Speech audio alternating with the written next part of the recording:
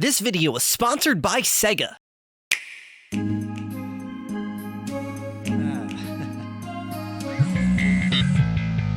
Hey there. Yeah. So let me get this straight. You're just asking if I can make a video where I just spew about my favorite things from the recently released Sonic Superstars for Nintendo Switch? Yeah, of course. Yeah, that'd be easy. I'd love to.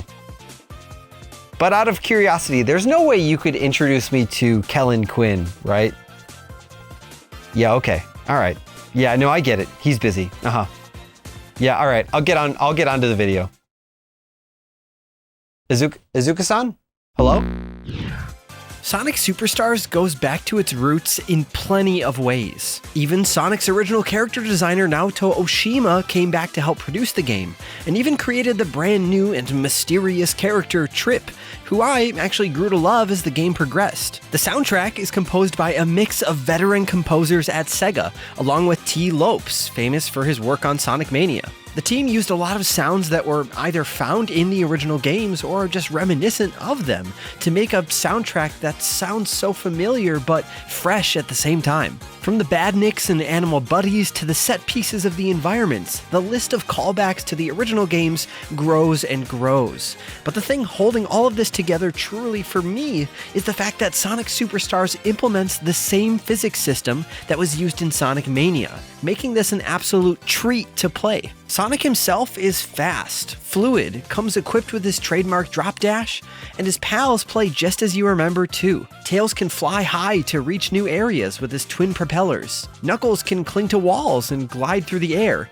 and even Amy can swing away with her hammer mid-air for an additional jump.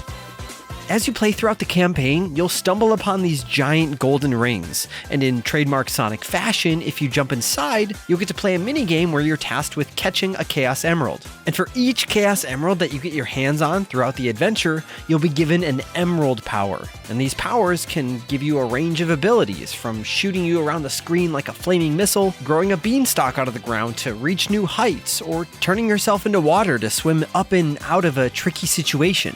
One thing I really appreciated though is the fact that diehard Sonic fans can challenge themselves to play through the whole campaign without them if they choose. But if you find yourself struggling to overcome a certain section, defeat a particularly pesky boss, or maybe just explore an area that's beyond Sonic's normal capabilities, then these powers can really come in handy, and I think they're a great addition to the series that doesn't impede the overall flow of the game.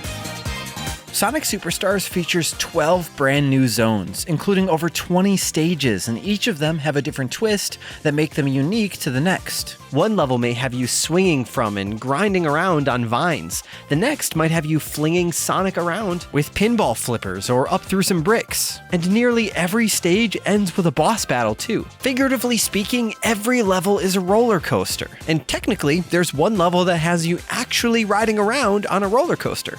With multiple paths to take in each level, tons of characters to play as, and the sheer variety of mechanics offered in each level, there's plenty to keep return playthroughs feeling fresh and exciting. So whenever we're talking about multi-platform games, there's always the worry that the version built for Switch might lag behind when compared to its siblings. Understandably so though. But Sonic Superstars isn't afraid of the Switch. It embraces it. Just look at those views, the sunset, the colors, those rainbows. Look at the little loop-de-loop number 8 going around Sonic's shoes. And look, there he is again in the background helping Knuckles destroy some badniks. Woof. All of it runs at a solid 60 FPS on Switch too. Sonic games have dabbled with different multiplayer modes here and there ever since the days of Sonic 2 back on the Genesis or the Mega Drive. But this is the first time you're able to have 4 players play through the story mode from start to finish. Seeing Sonic, Tails, Amy, and Knuckles doing laps and beating up badniks together on screen in this way has always been a dream for me.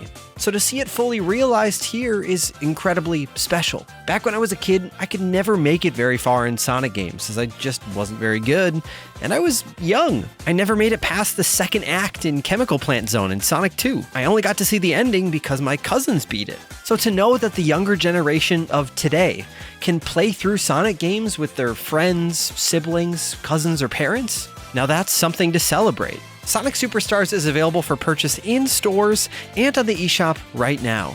Let us know if you've picked up the game for yourself yet, and if so, what is your favorite part? Thank you all so much for watching, and thank you again to SEGA for sponsoring this video. I'm Zion from Nintendo Life, stay safe out there, and we will see you all next time.